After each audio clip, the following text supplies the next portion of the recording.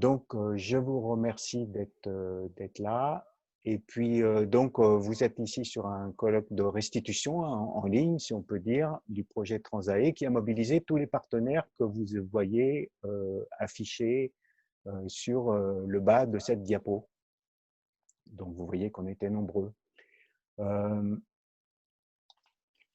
Je vais rappeler quelques modalités de fonctionnement. En vous souhaitant la bienvenue à tous et à toutes, hein, puisqu'on doit être 150 au total normalement à participer. Donc les intervenants du diapo commenté auront leur caméra ouverte, le micro ouvert, et l'utiliseront seulement quand il y aura besoin. Les auditeurs et les auditrices, eux, on va essayer de fonctionner avec caméra et micro fermé pour ne pas trop avoir pour éviter tout problème de bande passante, parce que ça réclame beaucoup de flux. Et donc, comme ça, on va vous demander à chacun et à chacune, les auditeurs et les auditrices, de poser vos questions via le chat, via la conversation qu'il y a tout en bas de votre écran normalement. En deux temps, c'est-à-dire d'abord les questions de compréhension, et donc qui sont lues et traitées à la fin de chaque séquence, et les questions plus générales qui seront lues et traitées en fin de matinée et d'après-midi.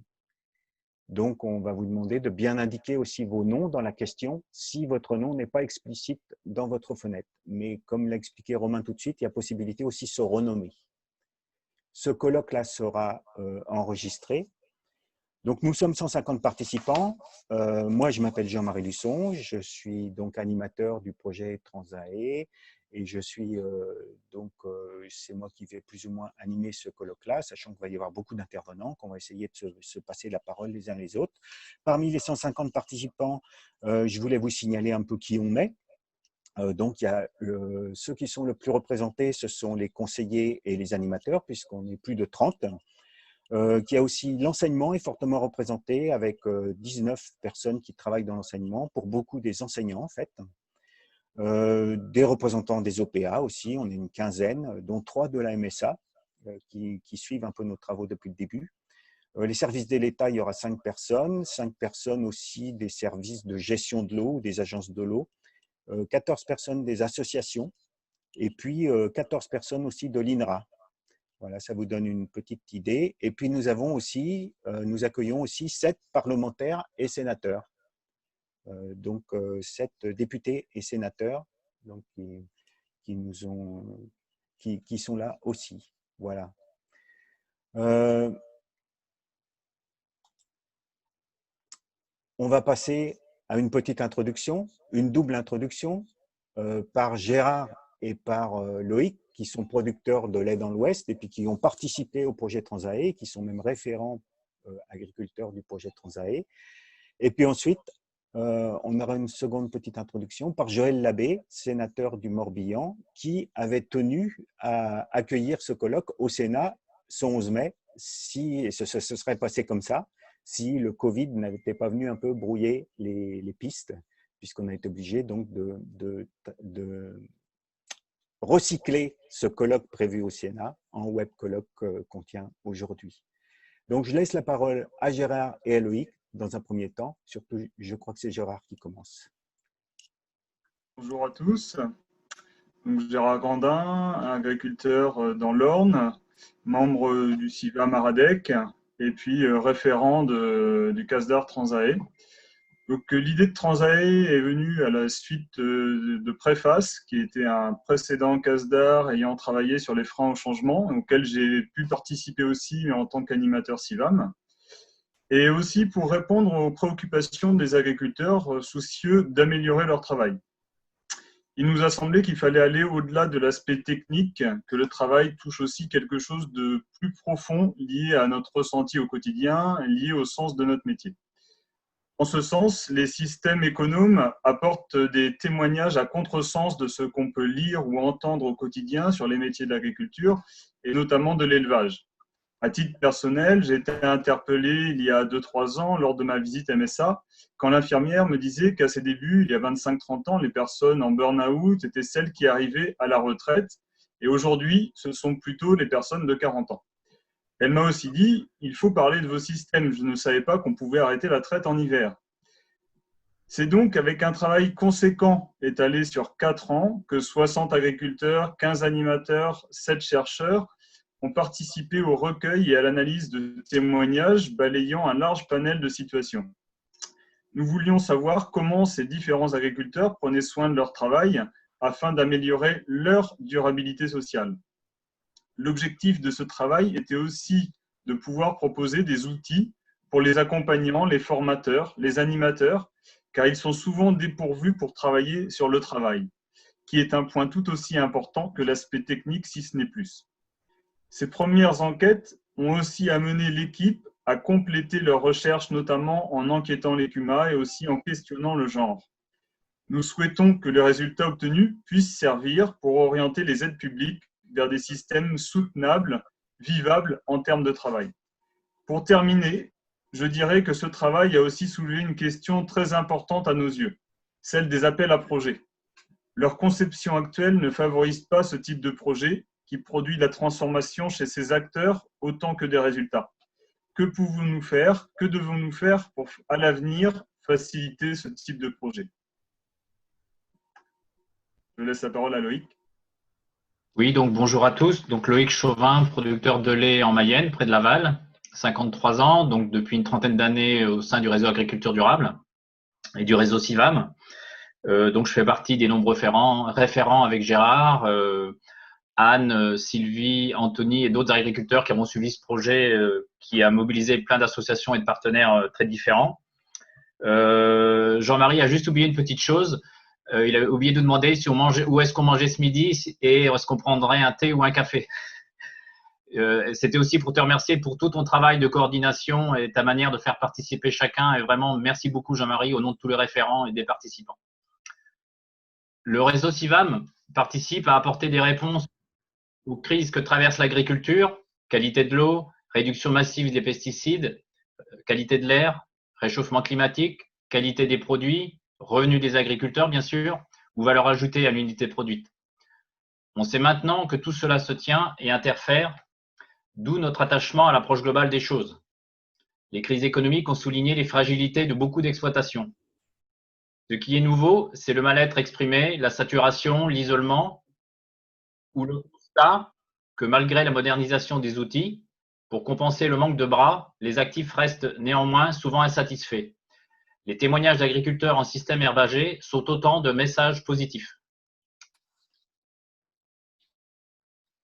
Donc, merci à Gérard et Loïc. La parole maintenant à Joël Labbé, sénateur du Morbihan. Oui, bonjour, Joël Labbé. On me reçoit là ou ça marche? Oui, okay. Très bien. Joël Labbé, sénateur écologiste du Morbihan, particulièrement intéressé sur les questions agricoles et alimentaires, biodiversité qui est liée, climat qui est lié, mais tout le monde le sait maintenant. Heureux de vous accueillir pour une première, parce que pour moi c'est la première fois que je participe à un web colloque. Ce colloque, comme ça a été dit, devait avoir lieu au Sénat. C'est chaque fois un plaisir que de recevoir les acteurs de terrain dans nos assemblées, parce que je suis allé à plusieurs reprises également à l'Assemblée nationale pour les colloques. Pour nous, le dernier que j'ai accueilli, c'était avec la plateforme Pour une autre PAC, sur la question des paiements pour services environnementaux il y a quelques mois. J'aurais été évidemment heureux de vous accueillir au Sénat, et pour la question de savoir où nous allions manger ce midi, je crois que c'eût été à la Ferrandaise, un restaurant produit de qualité et à des tarifs qui sont pour Paris très, très abordables. Voilà ce que vous aurez manqué, mais ce sera pour une prochaine fois parce qu'on va forcément s'en sortir. Transformation du travail et transition vers l'agroécologie. Les questions de transition agroécologique et de résilience agricole ont pris un sens d'autant plus important ces derniers temps, en lien d'une part avec le contexte du Covid-19, mais aussi sans oublier l'urgence que l'on avait déjà avec les questions de dérèglement climatique et de chute de la biodiversité. Il est important d'avoir ce type de travaux qui visent à mieux comprendre et accompagner cette transition, comme ceux du réseau CIVAM et en particulier aujourd'hui le projet Transae. Ces actions sont particulièrement intéressantes, notamment sur la thématique des systèmes pâturants, qui présente de multiples avantages environnementaux, réduire la dépendance du soja importé, si ce n'est la supprimer, protection de la ressource en eau, puits de carbone que constituent les prairies permanentes, mais aussi pour l'agriculteur ou l'agricultrice, la limitation des charges via la réduction des intrants, et donc meilleur revenu, plus d'autonomie, ce qui est, on le sait, un enjeu crucial aujourd'hui. Il y avait un intérêt de l'angle du projet Transae, étudier concrètement le travail agricole, la nature de ce travail, les conditions dans lesquelles il s'exerce, la quantité du travail pour dégager les leviers pour la transition agroécologique me semble une très prometteur. Je suis aussi particulièrement intéressé par la démarche du projet qui associe paysans, acteurs de terrain, de la recherche, les acteurs de l'animation, de la formation. C'est là où le réseau CIVAM justifie en plein plus que jamais son existence. Il est important de partir du terrain pour mieux comprendre et accompagner la transition. Une logique descendante ne peut plus fonctionner aujourd'hui. Nous, on le pratique depuis un moment en lien avec les acteurs de terrain, avec les gens de la recherche. Je pense en particulier au réseau Sciences Citoyennes qui nous apporte énormément d'arguments pour contrer, on a encore trop souvent à le faire, la pensée dominante. Il y a donc pour moi un véritable intérêt pour les élus, pour l'administration aussi, de se nourrir de vos travaux. Notre prise de décision doit s'inspirer du travail de groupes d'agriculteurs engagés dans la transition pour guider les choix, qu'ils soient budgétaires et aussi en termes de politique publique. C'est pour ça que j'ai invité mes collègues parlementaires, sénateurs et députés, que je tiens à saluer ici, et vous souhaiter à toutes et à tous une bonne journée de travail et de réflexion. Merci beaucoup pour cette introduction. Je vais passer à la question des origines un peu de Transae. Alors, je ne vais pas être très long. Juste pour vous dire qu'on a beaucoup travaillé dans le réseau Agriculture Durable à l'époque, qui est maintenant à l'intérieur du réseau CIVAM, à construire des références sur les systèmes pâturants, économes et autonomes. Donc, à construire de la référence pour montrer, en gros, qu'ils tenaient la route en termes de durabilité. Ça, on a fait ça dans les années 80, 90 et au début des années 2000, si on peut dire. Et notamment, il y a eu un premier projet de recherche-action qui s'appelait le projet Stéréo, qui a eu lieu dans les Côtes-d'Armor, impliquant le Conseil général des Côtes-d'Armor et l'INRA. C'est un projet pluridisciplinaire qui a duré une dizaine d'années, qui a montré justement que ces systèmes tenaient la route. Et puis, il y a eu d'autres études qui sont citées sur la diapositive. Et puis aussi, donc l'Observatoire technico-économique durable qui suit les résultats technico-économiques des fermes du réseau CIVAM maintenant. Et donc, ça partait de l'idée qu'il suffisait de faire la preuve que ces systèmes-là fonctionnent et sont durables pour qu'ils soient adoptés en masse par les agriculteurs. Or, on a constaté que ce n'était pas le cas et il y a une question qui montait de plus en plus fort des groupes CIVAM, c'est si les systèmes pâturants économes et autonomes sont si performants, pourquoi est-ce qu'on n'est pas plus nombreux à les pratiquer ? Donc ça a donné lieu à un projet qui s'appelait Préface de 2010 à 2014, qui était aussi financé par le ministère de l'Agriculture dans le cadre du CASDAR et qui a fait émerger différents freins. Il y avait donc 2 enquêtes dans ce projet-là, différents freins, mais aussi sur lesquels je ne vais pas revenir, et puis différentes portes d'entrée dans la transition. Et les portes d'entrée dans la transition, ce qu'on a appelé les chemins de traverse, il y en a plusieurs qui sont apparus assez fortement, dont une qui était, comment dire, qu'on utilisait déjà beaucoup, c'était la question de réduire les factures. Une autre qui était la santé animale, en fait. Et puis une autre qui était le travail. Alors la santé animale et le travail, on ne savait pas vraiment travailler sur ces questions-là. La santé animale a beaucoup été travaillée depuis. Il y a toute une dynamique au sein du réseau. Et puis le travail aussi est apparu dans Préface, à la fois d'une façon assez paradoxale, à la fois comme une source de motivation, notamment changer de nature de travail, changer éventuellement sa quantité de travail, réduire sa quantité de travail en changeant de système, et aussi une question de sens du travail, ce qu'on appelait au départ le souci éco-citoyen, mettre en cohérence ce qu'on fait et ce qu'on pense, donc il nous semble faire partie aussi du travail, du sens du travail. Mais aussi, le travail, ça apportait beaucoup de craintes, c'est-à-dire qu'on disait que c'était un changement de métier, passer d'un système conventionnel à un système pâturant autonome. Et ça ne se fait pas d'un claquement de doigts, c'est un changement de façon de faire et de penser.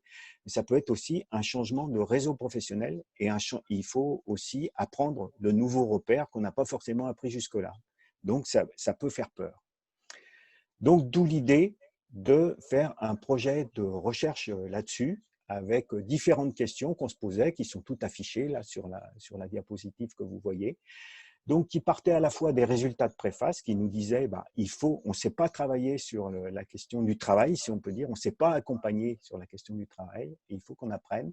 Et donc, d'où l'idée de lancer un deuxième programme de recherche, et puis des réflexions d'agriculteurs qui n'arrêtaient pas de monter à l'intérieur du réseau sur le sens du travail des agriculteurs du réseau qui avaient eu l'impression, en changeant de système, de vraiment retrouver un vrai sens à leur travail, et qui avaient envie aussi que ce soit mis en valeur. Donc, les questions à l'origine de Transae, il y a celles qui sont écrites là, c'est-à-dire comment faire pour accompagner la transition en partant du travail. Est-ce que c'est une bonne idée ou pas? On avait envie d'expérimenter ça. Comment donner une place au travail en formation de façon à ce que les jeunes qui rentrent en formation aient réfléchi au travail qu'ils souhaitent avoir avant de se lancer à corps perdu dans des systèmes qui sont tout juste à la limite de ce qui est humainement acceptable en termes de charge de travail. Mais aussi d'autres choses, c'est-à-dire on dit changer de système vers un système pâturant, c'est un changement de métier, mais à quoi ressemble concrètement le travail dans ces systèmes-là? On avait envie de faire un travail là-dessus pour pouvoir en parler après. La place des femmes qui nous interrogeaient, sur laquelle il y a toute une dynamique à l'intérieur du réseau CIVAM, une dynamique grandissante. Quelle est la place des rôles et les rôles des femmes dans la transition? Et puis, quelle transformation de leur travail, finalement, cette transition-là peut créer? Donc ça, c'est une autre étude. Aussi, la question des CUMA, des collectifs de travail CUMA, qui sont un lieu de débat très fort, en fait, les CUMA, et dans lesquels la question d'orientation du système est régulièrement posée, notamment lors d'un renouvellement de matériel. Donc ça, c'était une autre question aussi. Et puis aussi, on avait eu l'idée d'aller vers les agriculteurs qui abandonnent leur transition, essayer de trouver des agriculteurs qui ont abandonné leur transition. Il nous semblait que ça pouvait être très intéressant, en fait, de comprendre comment ça se fait que peut-être certains abandonnent. Il nous semblait que c'était intéressant. Et donc, en gros, la question de fond qu'on a dans tout ce projet de Transae, c'est est-ce qu'il est fertile d'envisager la transition comme une transformation du travail à accompagner? Donc, on a mis en place un dispositif pour tout faire ça. Donc, les questions en vert, c'est les questions qu'on verra ce matin, qui vont faire l'objet de notre discussion ce matin sur l'accompagnement. Et les questions en rouge, donc les résultats d'études, ce sera plutôt cet après-midi. Pour les questions en vert, le dispositif qu'on a mis en place fait appel à deux grands types de méthodes. Donc, on a débriefé et on a construit ensemble des actions de formation et d'accompagnement de 60 agriculteurs, en gros. Ça, c'était un grand pan du projet. Et puis, on a aussi tracé les évolutions pour ces 60 agriculteurs-là et pour tous les autres acteurs du projet Transae. Donc, ce matin, on va avoir d'abord la présentation de 3 cas concrets, en commençant par un cas d'action de formation qui mobilise le travail, et puis 2 cas d'action d'accompagnement qui intègrent le travail aussi. On terminera par une petite intervention sur comment Transae a travaillé, comment Transae a avancé avec la notion de communauté de pratique. Et puis, il y aura à la fin un temps d'écoute. Donc, pendant toutes ces interventions-là, vous pouvez poser vos questions, mais commencez si possible par les questions de compréhension. Et puis ensuite, il y aura un temps d'échange à la fin pour des questions plus générales. Et cet après-midi, on va être plutôt sur les résultats d'études la caractérisation du travail par Romain Dielot du réseau CIVAM et Sophie Chauvat de l'IDEL, travail en collectif CUMA par Lionel Magnin de la FR CIVAM Pays de Loire, la place des femmes par Émilie Serpossian de CIVAM Défi 44 et les transitions abandonnées par Jean-Yves Pailleux de l'INRA. Et puis, on terminera par une petite présentation de la plateforme Transae qui regroupe les ressources produites durant tout le projet Transae. Donc ça, ce sera par Laure Crova de la FR CIVAM Limousin. Petite diapo avant de démarrer pour vous dire que finalement, le travail, au début, quand on a commencé à y penser, quand les premières lignes ont été écrites en 2013, moi, je pensais que ça allait être simple. Et puis, finalement, petit à petit, on s'est aperçu que ça se complexifiait et que le travail recouvre énormément de choses que vous trouvez un peu illustrées sur cette diapositive-là, et interroge le plaisir, la pénibilité au travail. Le plaisir au travail, c'est souvent quelque chose qui a été relevé par les agriculteurs qui ont fait leur transition, en fait, une espèce de regain de plaisir au travail. Ce qui est facile, ce qui est difficile, la quantité, mais pas seulement la quantité, la nature, le sens, la répartition dans le temps, la répartition à l'intérieur du collectif de travail, les possibilités de délégation. Les ergonomes nous disent souvent aussi que le travail en agriculture, il a cette particularité que l'agriculteur est à la fois le concepteur et le réalisateur de son travail, ce qui n'existe pas dans tous les domaines d'activité. Le travail, c'est une façon de faire et de penser à la fois. On a aussi beaucoup appris sur l'activité, c'est-à-dire que le travail, ce n'est pas seulement des tâches, mais c'est la rencontre entre une personne et une tâche, c'est ce qu'on appelle l'activité, que le travail est déterminé par des facteurs de la personne, des facteurs aussi de l'entreprise, voire des facteurs de la conjoncture, ce sont les déterminants. Et on a beaucoup aussi travaillé sur les effets, c'est-à-dire les effets du travail, que ce soit les effets du travail sur la personne, qu'ils soient positifs ou négatifs, ces effets-là, ou des effets du travail, donc sur l'entreprise. On a été donc dans deux domaines, la caractérisation, mais aussi l'intervention, puisqu'on était dans de la recherche-action et qu'on a essayé d'aider des agriculteurs à améliorer leur situation de travail. Donc tout ça, c'était resituer la personne au cœur du travail. Donc voilà, il y a 3 témoignages qui vont un peu développer ça et je vais laisser la parole sans plus tarder à Raphaël qui va nous présenter, lui, l'expérience de formation qu'il a eue.